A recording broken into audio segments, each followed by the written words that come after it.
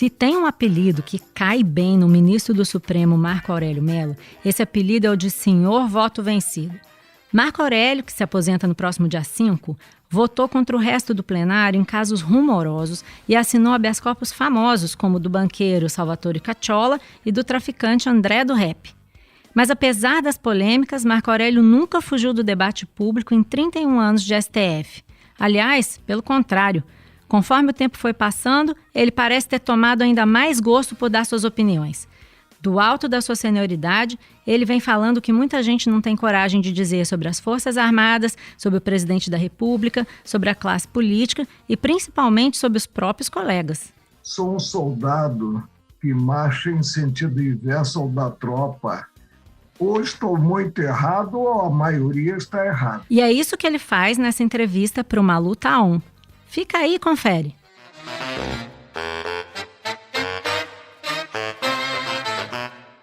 Senhor Taon, ministro? Nada de off. Nada de off. Por isso mesmo que eu chamei o senhor, porque eu costumo falar aqui no programa para os entrevistados que o programa se chama Malu Taon, que é para o pessoal falar em on aquilo que eles falam em off. Mas quando o jornalista que não me conhece perguntou, ministro, o senhor pode falar em off? Eu disse, em off não falo. Vamos lá. Na semana passada, quando o Comando do Exército anunciou que não ia punir o general Eduardo Pazuello pela participação no ato a favor do presidente Jair Bolsonaro, o senhor disse que tinha ficado perplexo. Eu queria saber para o senhor, que foi aluno da Escola Superior de Guerra e sempre declarou que tinha uma confiança inabalável no Exército, o que esse episódio significou? O presidente, afinal, dobrou os generais? Eu acho que a sociedade brasileira ela não aguardava o desfecho que houve. E nós aprendemos sempre que disciplina e hierarquia são fundamentais nas forças e que o militar não pode estar envolvido em política. Realmente, o ministro Pazuello ele subiu em um palanque. Houve discursos e estava nesse mesmo palanque um deputado federal, juntamente com o presidente da República. Isso não se coaduna com a atuação de um militar. Aliás, não compreendo que militar da ativa se torne auxiliar do presidente da República. E, no caso concreto, de início, a inversão, inclusive, de valores, porque teríamos um general de divisão, creio, auxiliar do presidente da República, que é um capitão. O senhor acha que essa atitude do Comando do Exército nos dá pistas sobre o que pode acontecer daqui por diante? Significa que o Exército tende a obedecer ao presidente, mesmo quando ele vai contra os regulamentos militares? O Exército, como as demais forças, não está engajado em uma política governamental. Não? Não é do governo, é do Estado em si. E, sendo do Estado, evidentemente, a orientação do comandante maior, né, das Forças Armadas, que é o presidente da República, deve ser em termos, respeitando-se a área de cada qual. A área que está reservada implicitamente na lei das leis, que é a Constituição Federal. Não sou saudosista quanto à época do regime de exceção, e a democracia veio para permanecer e continuaremos tendo um Estado democrático de direito, cada poder atuando em sua área. Eu tinha a minha linha, mas o Supremo Tribunal Federal foi cada governador e o prefeito podia fazer o que bem entendesse. Estão fazendo. Até abusando aqui daquilo que... Sim. Falam tanto em Constituição, né? Os que defendem a Constituição falam tanto e está lá, estuprado o artigo 5º da Constituição. Mesmo que o Exército não se dobre, a verdade é que o presidente já quis usar a Força Armada para justamente confrontar o Supremo Tribunal Federal. Chegou, inclusive, a participar de manifestações por intervenção militar no Supremo e várias vezes já disse, né, ministro, que a corte estava abusando ao ir contra ele, que ele ia ter que tomar uma providência. A que o senhor atribui esse avanço do presidente Bolsonaro sobre o STF? Nós conhecemos o Instituto em Direito que é o instituto revelado pelo direito de espernear. Mas, claro que dirigentes, poderes, se devem mutuamente respeito. E uma certa cerimônia, ela cai bem. O presidente, então, não está tendo cerimônia com a STF? Não, se está havendo um trato das matérias em geral com muita espontaneidade. Mas são os tempos estranhos. Agora mesmo acabei de fazer voto em processos que estão sob a relatoria da ministra Carmen Lúcia, um mandado de segurança coletivo de um partido, PSB, visando uma ordem para não se ter a Copa América. Ou seja, uma pretensão visando a substituição do Executivo Nacional, no que governa o país, pelo Supremo. O Supremo julga conflitos de interesse. No caso concreto da Copa América, nós temos competições em andamento. As medidas acauteladoras elas são tomadas, afastando-se, por exemplo, a presença de torcedores. Agora, muito embora eu seja a favor da vacina maior quanto ao vírus, que é o isolamento, não podemos também nos isolar totalmente. Eu estou liberando também uma decisão em que se pede ao Supremo, em última análise, que promova a reforma agrária. Não é tarefa do Supremo. Mas o senhor acha que o Supremo, então, está sendo chamado a exercer tarefas que não são as dele, nesses tempos estranhos a que o senhor se refere? Está, e aí tem que haver uma autocontenção maior. Os poderes da República são independentes e harmônicos entre si, e cada qual, objetivando a segurança jurídica, deve atuar na área que lhe é reservada constitucionalmente e legalmente. É possível chegar a entendimento com o governo Bolsonaro, com o presidente? É possível desde que haja o abandono de paixões. Desde que cada qual se coloque no lugar alheio do interlocutor e busque a composição. Só que, por exemplo, ontem mesmo a gente viu o deputado Ricardo Barros dizer que vai chegar uma hora em que as decisões judiciais não serão cumpridas. Como é que o senhor vê uma declaração como essa do líder do governo? Eu atribuo ao arrobo de retórica. Já disse em sessão plenária que o Supremo está sendo acionado por pequenos partidos que não figuram no Congresso Nacional, como deveriam figurar, visando fustigar o presidente da República. Daí haver necessidade de o Supremo perceber essa manobra, que não é uma manobra sadia, e observar, acima de tudo, a autocontenção. Não invadir esfera que não é a própria dele, Supremo, presente atuação. Agora, o Supremo, ele não age de ofício, ele age sempre mediante provocação, mas pode dizer que essa provocação é inadequada e aí negar seguimento ao pedido. O Supremo não age de ofício, ele tem que agir quando provocado e tem sido provocado por entidades que o senhor julga que não teriam atribuição para isso. Mas tem uma autoridade na República, que é o Procurador-Geral da República, que tem como função atuar no Supremo e com uma das atribuições de fiscalizar o Executivo. E, aparentemente, isso não tem acontecido com frequência. Como que o senhor avalia essa atuação do Procurador-Geral Augusto Aras? De certa forma, ao se omitir em alguns casos, ele pode estar favorecendo essa ideia no governo de que podemos confrontar o STF? Malu, eu penso que a questão é apenas aparente. Por quê? Presumo que o Procurador-Geral da República, o doutor Aras, venha cumprindo o dever que tem para com a República Brasileira. Não cabe imaginar que ele simplesmente queira agradar ao presidente da República, visando até mesmo a cadeira que deixaria agora no dia 5 de julho próximo. Né? Não cabe imaginar, mas o senhor está imaginando, é isso? Pois é, não posso imaginar que o objetivo seja esse. A cadeira no Supremo ela deve ser preenchida a partir de espontaneidade daquele que deve indicar ao Senado o nome respectivo. Não se busca ser nomeado para o Supremo. Mas os seus colegas, como por exemplo o ministro Alexandre de Moraes, inclusive denotam essa desconfiança, porque inclusive o Alexandre de Moraes recomendou que se procedesse, por exemplo, a uma operação contra o ministro Ricardo Salles, do Meio Ambiente, sem avisar o Ministério Público. Isso não denota uma certa desconfiança, ministro? Aí é que nós vemos que os tempos são muito estranhos. Há um inquérito em curso no Supremo que eu já denominei como inquérito do fim do mundo. Dentro dele tudo cabe.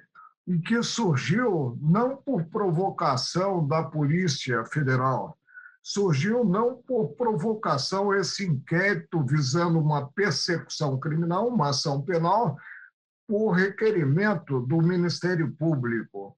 Surgiu pela instauração, pela própria vítima na gestão do ministro Dias Toffoli, o que é muito ruim em termos de organicidade, em termos de tranquilidade quanto ao que possa ou não ocorrer.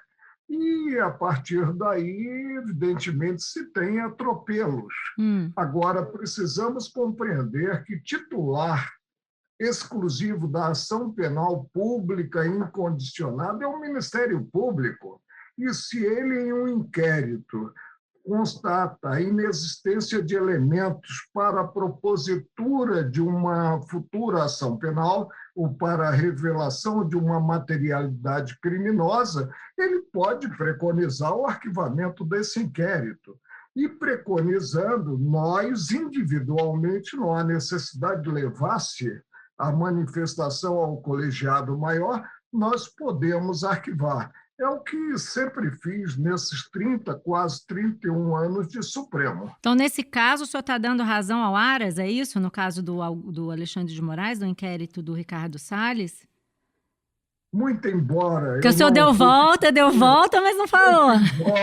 Muito embora não ocupe cadeira voltada a relações públicas, eu tenho o doutor Aras como homem de bem e não posso presumir o excepcional, não posso ver chifre em cabeça de cavalo. Ser terrivelmente evangélico é um critério defensável para escolher um ministro do Supremo? Poderei indicar 2 ministros para o Supremo Tribunal Federal. Um deles será terrivelmente evangélico. Porque eu já vi que o senhor também já disse que isso são arroubos de retórica, mas na prática o que nós temos são 2 candidatos que são evangélicos e que o presidente diz que vai escolher entre eles, justamente porque eles são evangélicos. Então, isso é um dado concreto. Isso é um critério, ministro? É possível ter-se a substituição de um católico, como é o meu caso, por batismo, por um evangélico. É possível. Mas isso deve ser um critério? O presidente escolhe o candidato, mas esse candidato ele é submetido, tem o nome submetido, inclusive com sabatina, ao Senado da República, que as instituições funcionem segundo o figurino constitucional. O senhor torce para quem? André Mendonça, Humberto Martins ou Augusto Aras? Eu torço pelo melhor candidato que possamos ter no cenário nacional. E olha que eu não sou mineiro, eu sou carioca. O senhor está muito mineiro. O senhor está muito mineiro. Eu nunca vi o senhor tão mineiro. Qual é o melhor, na sua opinião? Eu não os sabatinei para saber qual é o melhor. Agora, devo reconhecer que o doutor André Mendonça tem uma trajetória como advogado da União, inclusive foi ministro da Justiça, como reconheço também que o doutor Aras é um belíssimo candidato, como temos candidatos belíssimos na área acadêmica. Se o senhor fosse se descrever como ministro, o senhor diria que o senhor é terrivelmente o quê? Apegado à legislação sem ser um positivista exagerado. Formo o meu convencimento segundo a técnica que acumulei nesses anos e, acima de tudo, a formação humanística. Eu posso dar uma opinião? Como que eu julgaria o senhor? Diga, eu me coloco para você me julgar. Terrivelmente rebelde. Mas o que é ser rebelde? Não, é porque é o ser seguinte, eu vou me explicar. ser autêntico? É ser Não, autêntico? não. Cadeira voltada a relações públicas, nunca ocupei. E reconheço que detenho um espírito irrequieto. Não, é porque é o seguinte, eu achei aqui na minha pesquisa vários estudos mostrando que o senhor é um dissidente contumaz. Várias pesquisas acadêmicas, só para citar uma que foi feita sobre decisões em ações de inconstitucionalidade, com dados até 2017, mostrou que o senhor era responsável por 76% dos votos de dissidentes, votos vencidos, né, da corte nessas ações. Até o senhor tem esse apelido, né, de senhor voto vencido, né? Se com o meu voto o teto tiver que cair sobre a minha cabeça, vai cair. Atuo com absoluta independência, segundo minha ciência e consciência, nada mais. Mas o senhor vota contra a maré mesmo. Quanto à dissidência, o que é um colegiado? Nós somos iguais? Não. É o somatório de forças distintas para se chegar, segundo a visão da sempre ilustrada maioria, ao desfecho da controvérsia. Eu tenho inteligência suficiente para saber qual é a tendência do colegiado e poderia simplesmente fechar os olhos jurídicos e aderir a essa tendência. Não faço. Mas quando a gente vota em dissidência tantas vezes, não tem o risco da gente estar errado? O senhor já votou assim e depois achou que votou errado? Não, eu nunca me arrependi de voto proferido. Devo ter errado muito porque eu sou um ser humano acima de tudo, mas errei segundo o meu convencimento formado. Outro assunto em que o senhor foi vencido, e me parece que o senhor mudou de opinião, me corrija se não é verdade, foi quanto às decisões monocráticas. O senhor sempre, inclusive, deu decisões monocráticas, né? As usa com frequência, mas no ano passado defendeu no próprio Supremo que fossem adotadas mais decisões colegiadas. Eu entendo que o senhor estava defendendo que o Supremo não adotasse decisões monocráticas para interferir em outros poderes. Mas me parece que houve aí uma inflexão, não houve, ministro? Eu continuo convencido de que o ideal seria o Supremo atuar só em plenário, não teríamos sequer as turmas, ou seja, primeira turma, segunda turma e o plenário. Mas isso passaria por uma reforma, como eu disse, processual profunda, para enxugar-se a competência do Supremo. A qual os seus colegas foram contra, né? Essa reforma que aumentaria a quantidade de decisões em plenário, né? Vou repetir o que eu costumo dizer. Sou um soldado que marcha em sentido inverso ao da tropa. Ou estou muito errado ou a maioria está errada. Pois foi isso que eu falei, o senhor é terrivelmente rebelde. Prefiro ficar com o meu convencimento. Em síntese, se eu fosse jurisdicionado e tivesse um descompasso com outrem, gostaria que esse descompasso fosse julgado pelo juiz Marco Aurélio. Que bom, o senhor não tem nenhum arrependimento, então, em relação a tudo que o senhor fez? Nenhum dos seus habeas corpus, que o senhor concedeu polêmicos habeas corpus? Não tenho. Vamos citar o mais momentoso e mais recente, caso André do Rep. André Oliveira Macedo, de 43 anos, estava preso na Penitenciária 2 de Presidente Venceslau, no interior de São Paulo, uma unidade considerada de segurança máxima por abrigar alguns dos chefes da facção que comanda crimes de dentro da cadeia. O que é que eu tenho no Código de Processo Penal? Tem uma regra que está em bom vernáculo, em bom português, revelando que a inversão da ordem natural do processo pode ser realmente invertida, mas essa inversão perdura apenas por 90 dias, podendo o período ser renovado por provocação da polícia, por requerimento do Ministério Público, que é o titular da ação penal, ou pelo próprio juiz de ofício, e que não havendo A renovação foi o Congresso que aprovou. Essa prisão provisória processual se torna ilegal. O que deve fazer o julgador ao constatar uma ilegalidade? Fechar os olhos, dar uma segunda oportunidade àquele que deveria ter provocado a prorrogação da prisão e não o fez? Não.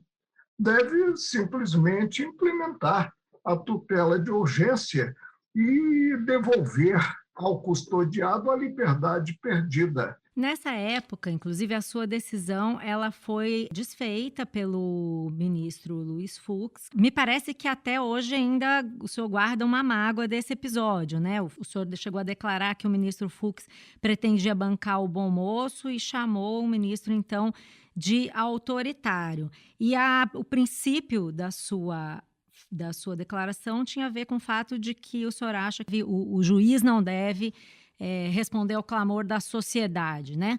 Mas já houve ocasiões, como, por exemplo, no caso do Mensalão, que o senhor evocou também o clamor da sociedade para que os réus ali fossem condenados. Então, eu queria saber quando é que o clamor da sociedade deve se sobrepor a determinados ritos judiciais.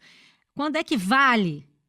Malu, eu jamais votei a partir do barulho provocado pela população. O que eu faço, porque minha atuação é vinculada ao direito posto, ao direito aprovado pelo Congresso Nacional, é interpretar a norma jurídica. E aí decido. Agora, o próprio plenário concluiu que o presidente Luiz Fux não poderia ter cassado minha decisão. Não houve voz dissonante. Todos disseram: o presidente ombreia com seus pares. É um simples coordenador dos trabalhos, não é um superior a quem quer que tenha cadeira ocupada no plenário do Supremo. Mas resolveu, evidentemente, né, manter o ato de Sua Excelência, muito embora praticado sem a autoridade necessária para fazê-lo. Paciência, eu viro a página com facilidade. Claro que há situações em que, evidentemente, você não pode evoluir e fazer de conta que não houve nada. Quando o ato praticado pela pessoa alcança valores que lhe são muito caros. Essa é uma delas? Ministro Fux eu conheço há 40 anos e não seria esse desencontro de ideias que nos levaria a romper essa relação de amizade, que é uma relação já muito antiga e solidificada.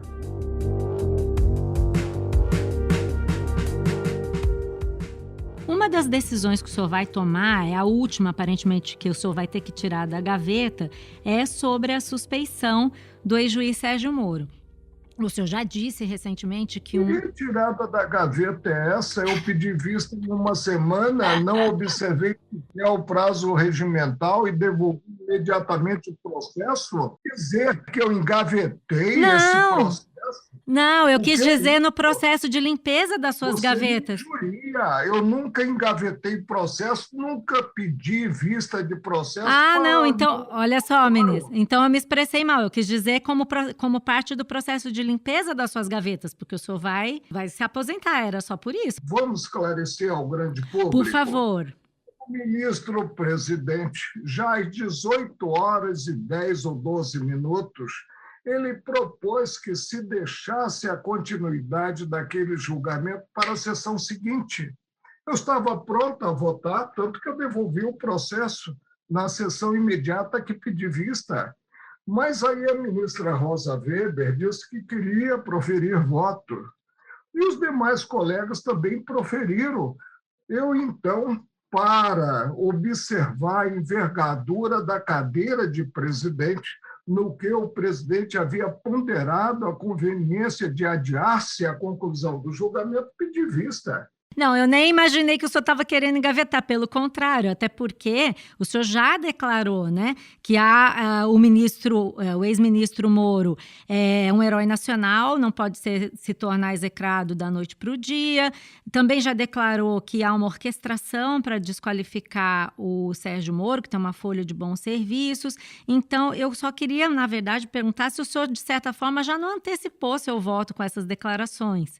Não pode ser, porque eu sou um juiz que dá a maior palmatória, então logo quando decidi assistir maior razão à tese repudiada, eu venho a concluir que o juiz Sérgio Moro foi um juiz suspeito ao conduzir os trabalhos da 13ª Criminal de Curitiba. Agora, o que eu tenho, isso foi versado por vocês, é que o juiz Sérgio Moro, no combate à corrupção, teve um papel importantíssimo e se tornou um herói nacional. Não se coaduna com a ordem do raciocínio do dia para a noite concluir-se que esse juiz é um juiz suspeito. Daqui a pouco vão dizer que o próprio Marco Aurélio se mostrou, nesses 42 anos de julgador, um juiz suspeito. O que é isso? Maledicência pura.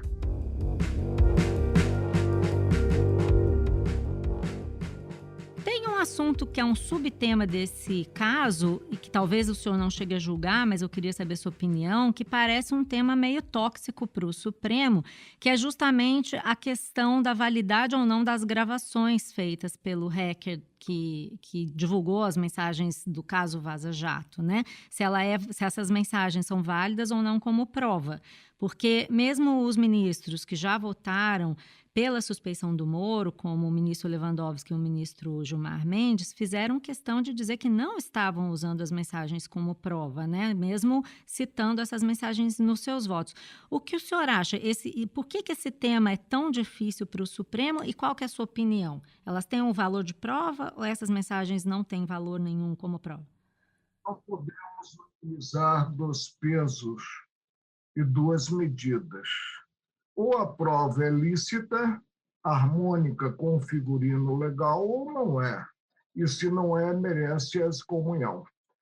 Lembro-me do caso Magri, que era ministro do Trabalho na época do Fernando Collor, e que houve uma gravação ambiente. E o tribunal abriu a primeira exceção quanto a essa gravação escamoteada por um dos interlocutores sem conhecimento do outro, e disse que ela poderia ser utilizada na defesa própria de quem gravara a conversa. Qual foi o meu voto? Qual foi? Mostrando que foi um juiz constante, foi pela ilicitude da prova. Aí depois dizem, o ministro Marco Aurélio é um dissidente. Eu não estou lá no Supremo para dizer amém aos meus pares. Não ocupo cadeira voltada a relações públicas. Então o senhor é contra? Para com a minha consciência e nada mais. Então o senhor acha que essas mensagens não podem servir como prova, certo? Se surgiram, em termos de gravação, de interceptação ilicitamente, evidentemente essa prova é uma prova ilegítima. Eu não posso me servir de uma prova tendo-a como aproveitável para uma finalidade e não me servir dela para outra finalidade. Isso não existe. Não cabe distinguir conforme o objeto. Em direito, o meio justifica o fim, não o fim ao meio, sob pena de aí ter-se o critério de plantão. Por que esse assunto é tão difícil para os seus colegas? Eu não posso julgar os colegas, eu nunca coloquei um colega no divã. Mas o senhor já opinou sobre os colegas. Julgo a mim próprio. E encerrarei os meus dias com o sentimento do dever cumprido. E não pretendo me candidatar, muito menos para ter votos de colegas a qualquer cargo político.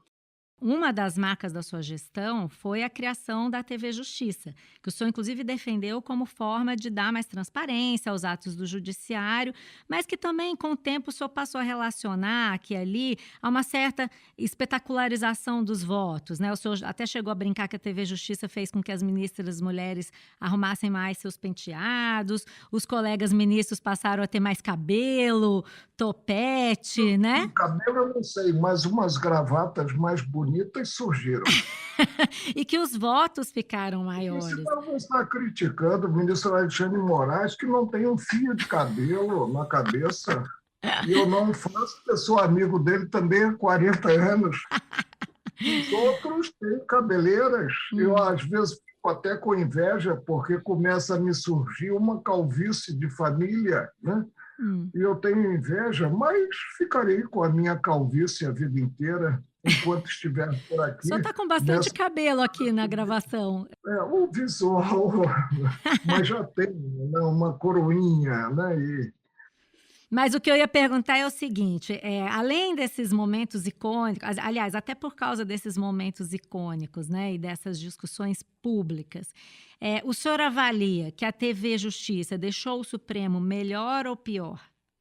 Eu sou de uma época em que o relator realmente levava um voto estruturado, mas os demais integrantes votavam de improviso, votavam no gogó. Hoje em dia, não.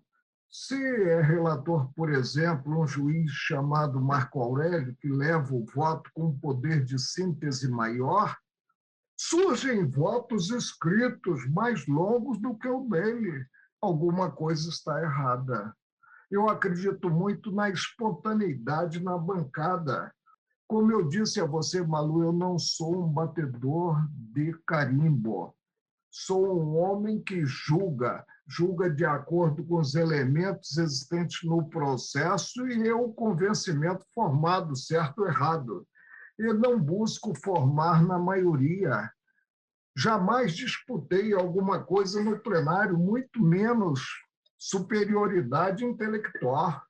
Eu apenas busco dar a minha contribuição. Então, a propósito desse assunto, o senhor recentemente contou numa entrevista que um colega propôs para o senhor que, em casos de grande repercussão, vocês, ministros, se reunissem previamente para tomar uma decisão e depois formalizassem a decisão no plenário.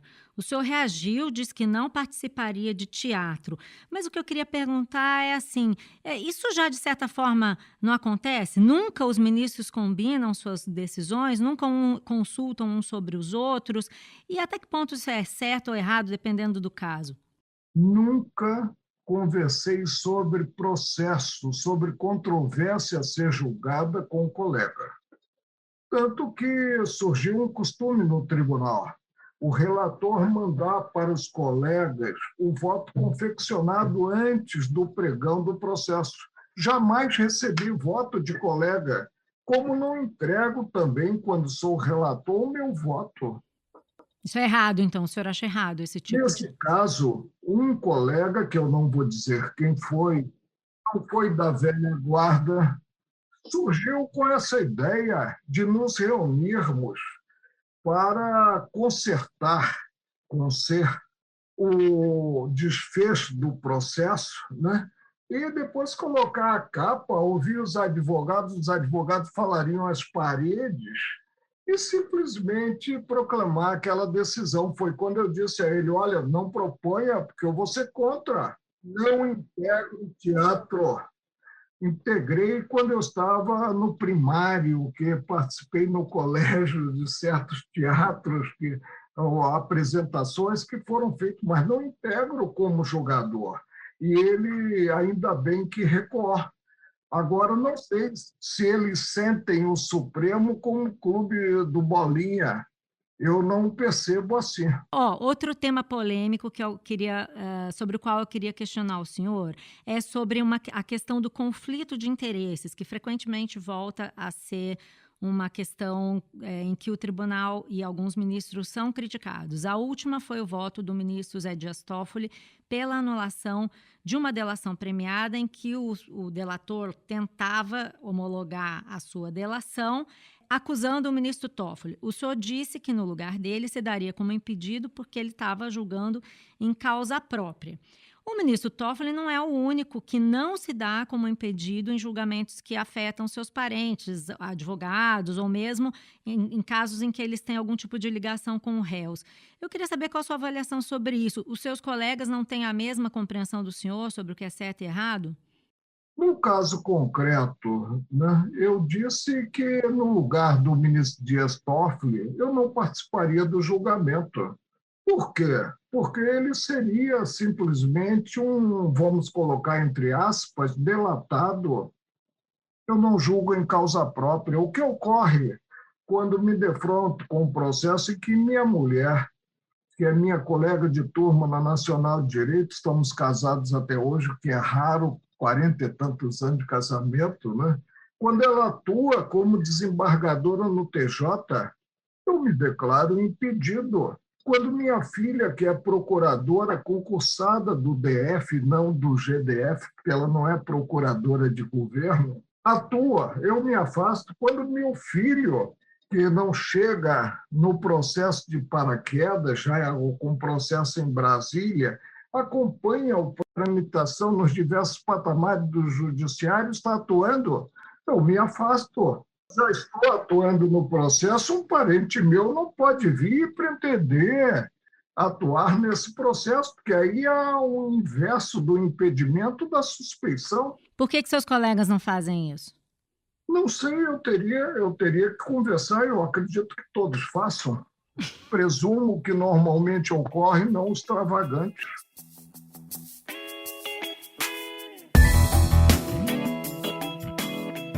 O senhor foi convidado para entrar na política? Alguém o convidou? Será que você não está contente com um parente que eu já tenho na política? E o senhor está? Não sei se estou, não.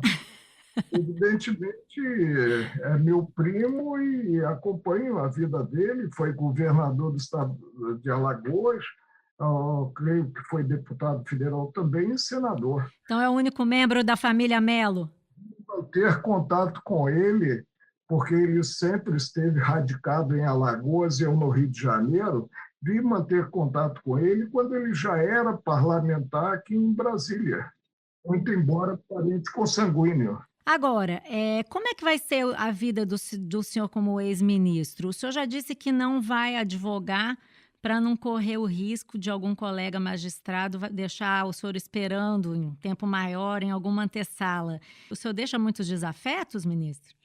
Não deixo desafetos, a não ser que as pessoas queiram se afastar de mim em termos de relacionamento pessoal. Mas por que o senhor disse que iriam deixar o senhor esperando na antessala? Porque eu jamais na vida, se buscasse, não teria optado pela magistratura. Jamais na vida busquei a prata pela prata. Eu fui advogado até 1978. Quando abracei a magistratura. Não será agora, aos 75 anos, que eu vou partir para o mercado e partir numa competição que é inglória para quem não tem o respaldo da ocupação de cargo público anteriormente e de gladiar com os advogados na busca de constituintes. Eu penso, sim, ter o ócio com dignidade. E não morrerei, como eu disse a você, Malu, não morrerei de tédio, tenho muito o que fazer. Sou um espírito muito entusiasmado pela vida e serei um cidadão comum. Deixarei de ser o ministro Marco Aurélio para aqueles que, ao invés de gostarem da pessoa, gostam do cargo. Então é isso, ministro. Difícil encerrar a entrevista com o senhor, que o papo tá bom, mas eu sei que o senhor tem que participar aí da sua sessão no Supremo. Não quero atrasá-lo. Um abraço e obrigada por ter participado do Malu Tá On. Foi uma satisfação muito grande para mim, Malu. Espero encontrar o senhor aí passeando de moto por algum lugar aí de Brasília. Pois é, vamos continuar. Eu tenho, inclusive, a minha boneca Nissei, que é uma Kawasaki 1.500 cilindradas, 1917, com 18 mil quilômetros rodados, e darei os meus passeios por Brasília. Tá bom, um abraço para o senhor, até mais.